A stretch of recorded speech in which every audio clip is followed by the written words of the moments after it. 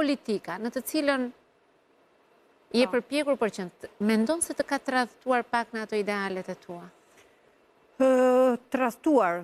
Unë jam larguar zhgënjur, po absolutisht, po unë kur kam qenë në politikë, në pjesën politikës, jam marrë thjesht vetëm me pjesën e sportit. Dhe pjesa e sportit kam hyrë disa herë në për institucione që i kam thënë nuk keni bërë asgjë, nuk keni bërë më saktë asgjë për sportin, se unë s'kam qenë vendimarrëse, nuk keni bërë asgjë për sportin, kështu që nëse siç janë 2-3 gjëra që janë bërë vendimi i Këshillit Ministrave që është bërë për sportistët që tani kanë pensionin, kanë punën, kjo është e imja, siç është qendra olimpike që aty do u ndërtonin pallate, po unë hyra në kryeministri dhe e mora dhe i thash këtu do bëhet qendra olimpike.